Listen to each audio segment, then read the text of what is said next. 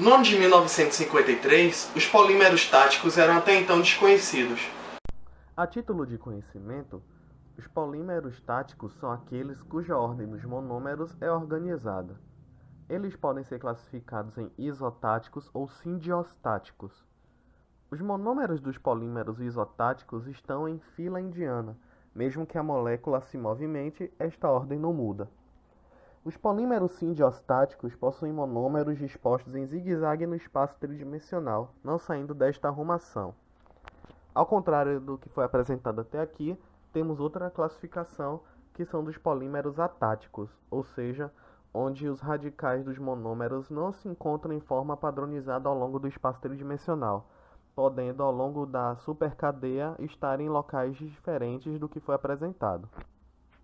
Porém, foi nesse mesmo ano que o engenheiro químico alemão Carl Ziegler, juntamente com o engenheiro químico italiano Giulio Natta, anunciaram a descoberta de um catalisador, ou seja, uma substância que acelera uma reação química, sem necessariamente participar dela, que permitiria o controle estereoquímico, ou seja, o controle tridimensional, das reações de polimerização de adição. É assim que o polipropileno fora polimerizado pela primeira vez em temperatura e pressões normais, permitindo assim sua produção em escala industrial. Ambos os cientistas ainda produziram a borracha sintética que possui propriedades físico-químicas bastante semelhantes à natural obtida através do látex. Graças aos seus trabalhos com polímeros, ambos foram agraciados com o Nobel de Química no ano de 1963. A reação para a obtenção do polipropileno é bastante simples. Ele é obtido através da adição de várias moléculas de propileno, também conhecido como propeno, sendo assim um homopolímero de cadeia extensa, onde o monômero é o já citado acima. O propileno, ou propeno, é um hidrocarboneto do tipo alceno, ou seja, onde seus carbonos realizam ligação dupla. Pegando essas diversas moléculas de propileno e adicionando a elas o catalisador de Ziegler-Natta, que é baseado no cloreto de titânio e alguns compostos organometálicos de alumínio, que também são usados nas reações de polímeros vinílicos estereorregulares não ramificados. Adição de curiosidade, o catalisador de Ziegler-Natta também é utilizado para sintetizar alcenos. Assim, misturando os propilenos com o catalisador, obtemos a longa cadeia do polipropileno. Dentre as principais propriedades do PP, podemos citar boa resistência química, baixa absorção de umidade, cerca de 0,03%, boa resistência ao impacto, sondável e moldável, atóxico, pode ser aditivado, antiaderente, boa estabilidade térmica, fácil usinagem, bom isolamento térmico. O polipropileno é um polímero versátil que serve tanto como plástico como fibra. Como plástico, pode ser usado para fazer produtos como containers de comida, que podem ser colocados em lavadoras de louça. Isso pode ser feito porque o produto não derreterá numa temperatura abaixo de 100 graus Celsius, ou 320 Fahrenheit.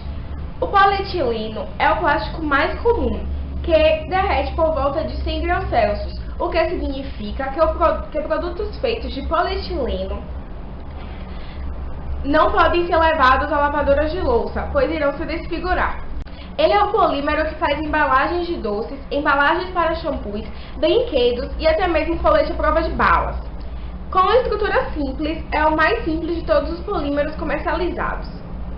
Como fibra, o polipropileno é utilizado para fazer carpetes internos e externos, similares àqueles encontrados ao redor de piscinas e em mini cursos de golfe. É funcional como carpete em ambientes externos, porque é de fácil coloração e é impermeável como nylon.